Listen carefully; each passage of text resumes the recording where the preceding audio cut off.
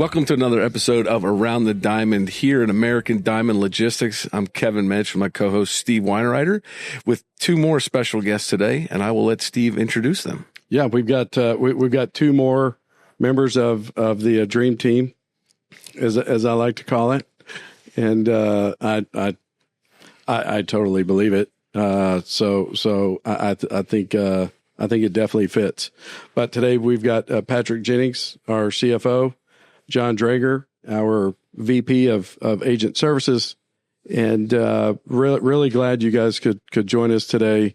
Kevin and I have been sharing a lot about who American Diamond is, where we've been, where we're going, and I think it's great to have two more leaders on the show and giving some more perspective. So I don't know if PJ remembers, but Kevin was engaged on the altitude side for a while too. So that's where I met PJ. He was our CFO on the franchise side of things when we had all those parks, and he got his hands dirty with some of those parks that were a mess. But it was a challenging time. Yeah, have some good memories out. Yeah, it was fun. We learned a lot, but he did a great job, and John came over several months ago. I'll kind of give the funny story. So, typically when I go on vacation, right, shit hits the fan every time, right? That's because he's on vacation a lot. Yeah, he is. Every time I look, it's fishing in Cabo or San Diego. Work hard. I'm in Bimini. I mean, hunting. That's but I the first thing I do when I go on vacation is set the laptop up. Because and Nicole, in the past, she'd be like, "Really? Are you gonna be working on this trip the whole time?" And so. She's really learned, and so I'd always say, well, probably. But I'm like, do you like these vacations? Like, are they enjoyable? Just working from afar. Yeah. I'm like, this is a nice office today. Yeah. But normally when I'm gone, I either come back to something or while I'm there. Something happens, and like for example, we went to the Dominican Republic the beginning of the summer, and I told Nicole, I said, this trip, I'm going to set the laptop up, but I'm not going to sit at it, and I'm going to try to really get away, right? And she's like, great, this because I'm like everything's in a good spot. We're moving and doing good, and so. We go out the next day, which was our first full day. We're sitting by the pool, and it's it's beer 30. I think it was probably 10:30 in the morning, but it was 5 o'clock somewhere. You know how that goes. Yes. And so she goes to get us a couple drinks, and she hadn't been gone 20 seconds, and my phone goes off. And I'm like, oh my gosh, because I know what's about to happen, and I look and Jim sent me a text, and it's like, hey, I wouldn't reach out if it wasn't something important, and I'm like, well, there it goes, and she gets back, and since she left and then got back, it was already like she comes back like double fisting drinks, and she's like, what's wrong? Something's changed since I've been gone, and we ended up working through it. But that's typically what happens. But later on this summer, I was on another vacation. That's a long summer. Proves itself out. And so I get back, and Cliff's like, hey, I have I've got an interesting conversation going with a good buddy of mine. And I'm like, oh yeah, what's going on? He's like, well, my buddy that ran Landstar's agent department reached out, and he wants to get back in the game and help us out. And I was like, you're kidding. I'm like, finally, I come back from vacation to something fantastic, So John bucked the trend, right? So it was great. We're very, very fortunate. Did you reward yourself with another vacation? I did. I did. This summer was a lot of travel, man. It was good. This is the way it goes, So, Truth comes out. Yeah. My wife likes to travel. I like to work. My wife likes to travel, so she's the boss. But so it was great. Our agent department started in 2019 as a concept that we felt like the model we had created was something that people that were interested in becoming an agent or were already an agent someplace else could come over and thrive. And we had a lot of success out of the gate. I think we've driven a ton of revenue early on in the department. But to have somebody of John's caliber come over and run that department, I mean, he helped them go from 1.3 billion to over 3 billion, and coming over here, I'm like, we're trying to do like $3 today, like that's what we're trying to do. But so to have somebody of his caliber coming over to run our agent department has been it was like the clouds parted, and Cliff's like, Steve, meet my buddy John. So we're glad to have you. Thanks. It was a great conversation that I had with Cliff. He kept trying to tell me he wanted me to be a salesperson. And I was like, Cliff, that's not where I fit, man. Yeah. I'm on the agent side now. And he's like, so what is that you actually do? So I tried to explain it to him, and I think that's when he passed it on to you. And he said, you might know this better. Yeah. Right? Yeah. Or at least I act like I do. I definitely don't know it like you know it, but it's great because, the model here is not only is it good for our corporate sales team, but the model transcends just these the corporate staff. Mm-hmm. And we have folks that have been successful in the industry. And, many times, especially with some of the bigger organizations out there, they're driving a lot of revenue, driving a lot of profit and not compensated fairly for it. And we see that over and over again, but they come over here, start an agency, and it's basically a less restrictive form of a franchise, right? And they come over and bring their portfolio, and it's their company, right? And they come over and get our model, and so John has done a fantastic job of mentoring our current group of agents and allowing them to see well beyond what they thought was possible, right? Mm-hmm. And where that department is going is it's amazing to me what lies ahead of us, and what we've already accomplished in 5 or 6 short months has been really, really rewarding. So really glad to have John on the team, and blessed beyond measure to have somebody of his caliber come over and lead such an important department. It's got American Diamond on the map, coast to coast. It's really exciting. It goes back to what we talked about in previous episodes of that family. People want to be here, right? You've got, people that want to learn, people that want to pass it on to people that this is what I learned, right? It's like in sports, you don't know everything. You're continuing to grow. You've known enough. You've got skin in the game. You understand now this is what I can pass on, but it's ever evolving, right? Whatever happens with everything, it's always changing, but to be able to bring that to people and say, hey, I want to learn. I want to see, I want to know what he did. What did I do? It's like being a big brother. My big brothers, they played baseball. What do I need to do to be better than you? And that's the culture that you're creating, because people want to be here. They want to learn. They want to grow. When I grow up, I want to be a Major League Baseball player. Can you help me? I don't think you can teach this old dog new tricks, though. That's the only thing. I'm young enough. I'm not. I'm still holding out hope I'm going to be like 6'3", 220. I got the 220 part right, but I'm still working on the 6'3" part. I don't know. I'm holding out hope. I think Steve is too modest about the agent program that they started. First off, and you kind of brought it up in the right way, in my opinion, is that Steve started this on the agent side because he wanted to do just that. He started this business on his own.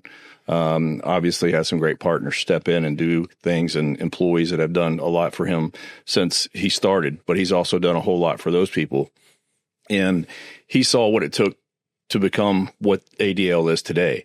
So he did want to teach and train and mentor others in helping them get to that level and chase their dream, per se. He started talking to people who were just going through broker training school, and that's originally how we were bringing people in. We still do that today. So as a testament to what he's giving back and saying that, this is a department that we're looking to grow, well, it's because we're trying to help other people realize what that dream is with the tools that he had to kind of make shift and put them together himself. They get to step in and already have those tools right there that he's developed over time, along with the team.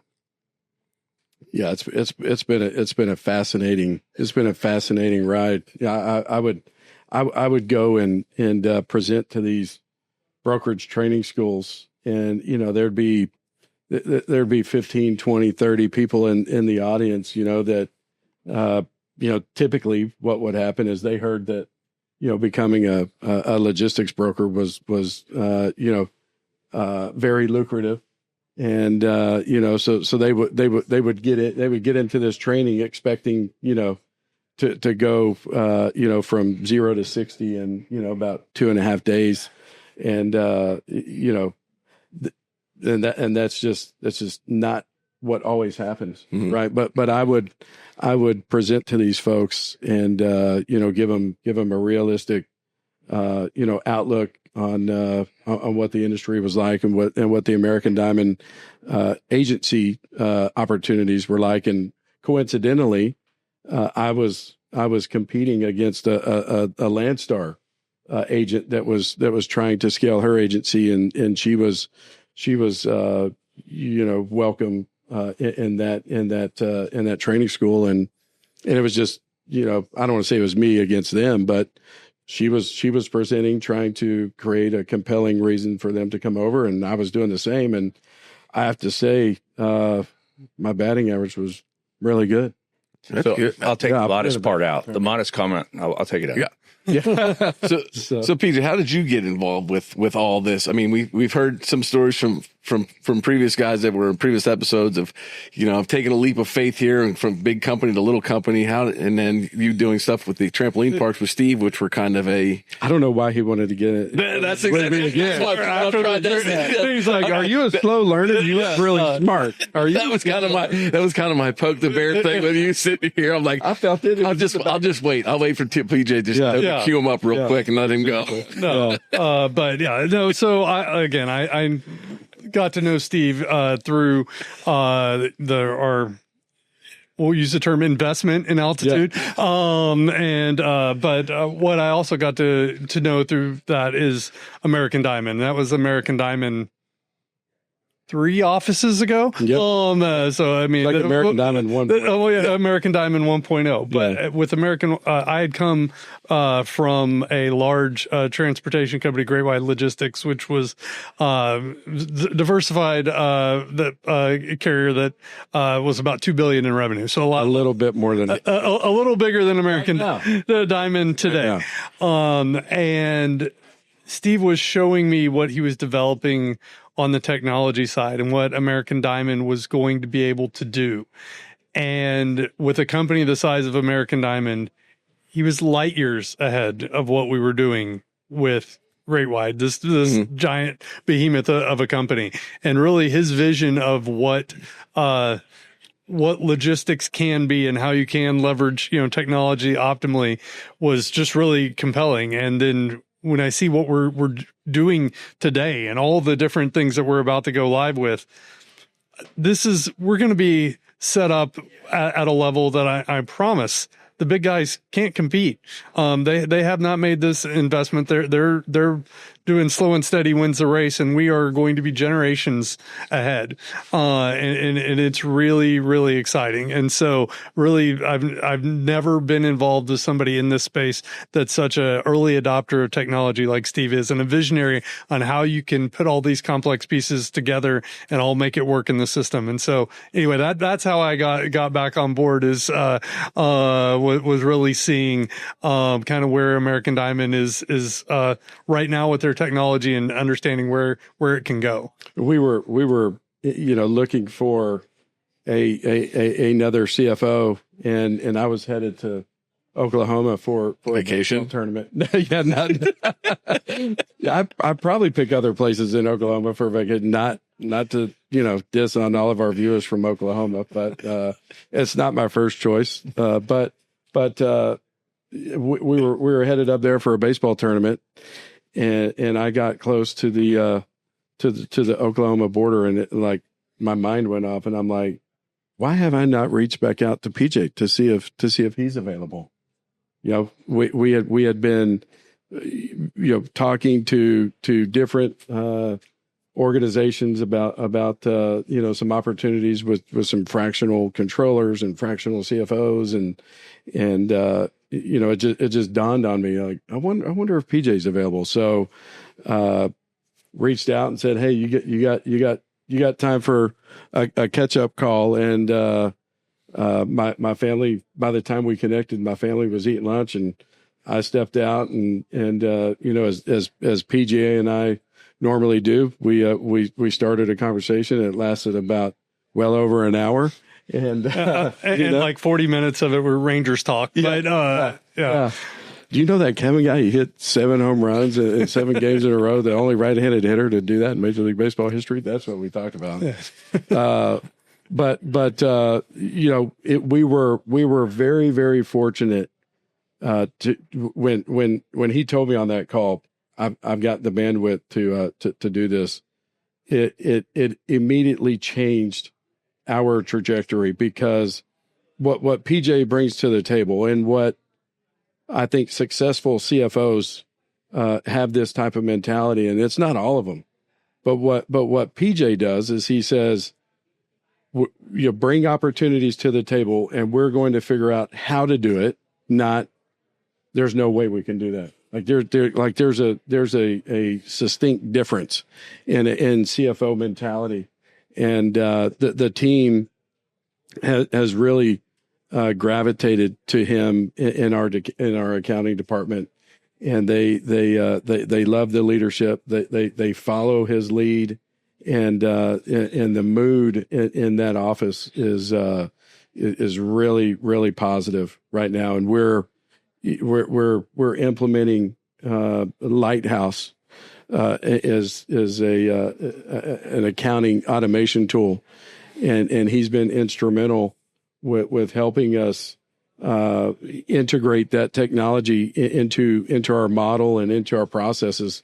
And Lighthouse has been tremendous in helping the team become much more efficient.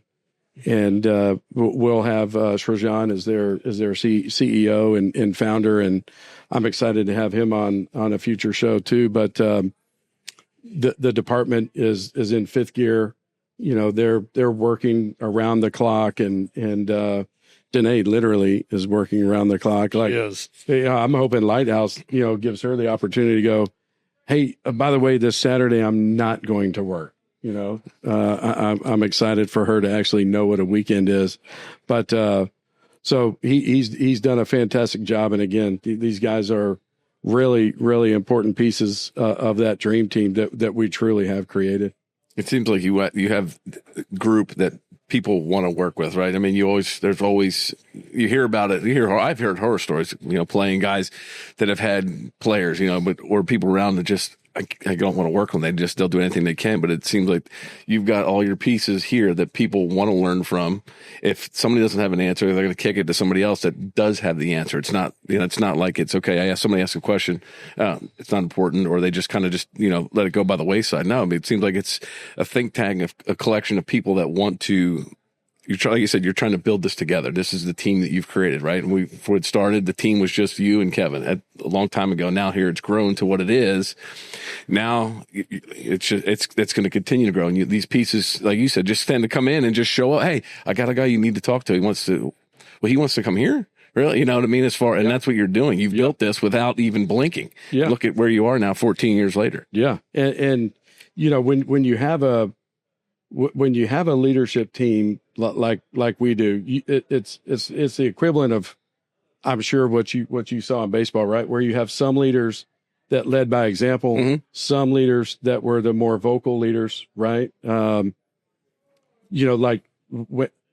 was fortunate enough to be in a major league clubhouse my senior year of high school. I was doing some stuff for the Rangers. I don't know if I ever told you this story, but Will Clark was known as the sheriff, right? I hope we have him on sometime because he's got to hear this story.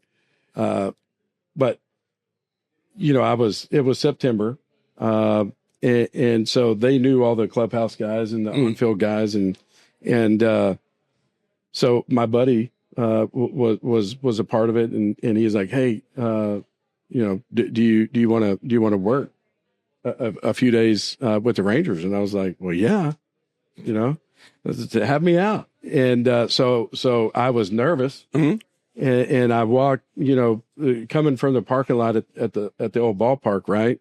You go through a couple doors, and you're in the clubhouse pretty quick, and my heart's racing, and I get to the door leading into the clubhouse, and Will Clark is sitting on a chair, right, with a cowboy hat on, no shirt, shorts, and cowboy boots on.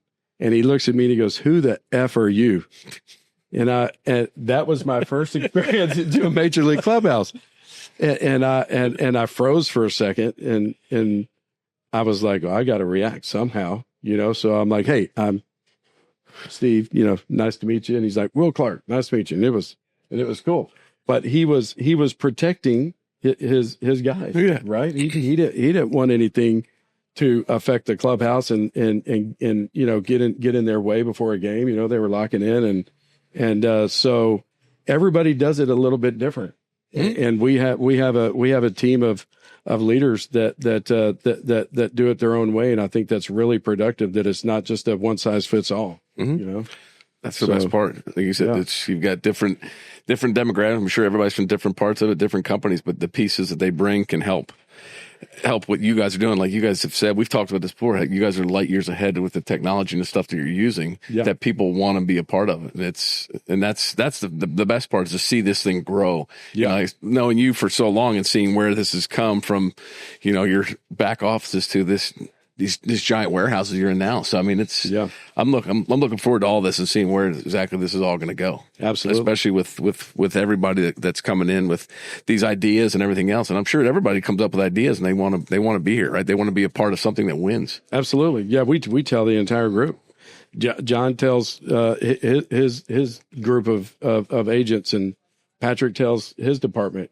Everybody has a voice. Everybody that has an idea will be heard, and so we're that's what's made us become successful, because none of us have all the answers, but we can come up with a lot of answers as a group, and we've done a really good job of promoting that. So appreciate you guys being on. We're really excited about where this thing is going, and you guys are part of it. And hopefully we'll have you all on some more episodes and update everybody on all the cool stuff that we've done. So really appreciate it. All right. Well, great. Thank you very much. Yeah. Appreciate being here, and look forward to it again, maybe. Yeah. All right. Thanks you guys again for joining us here on Around the Diamond here at American Diamond Logistics. For Steve Wineriter, I'm Kevin Mench. Look forward to seeing you guys next time.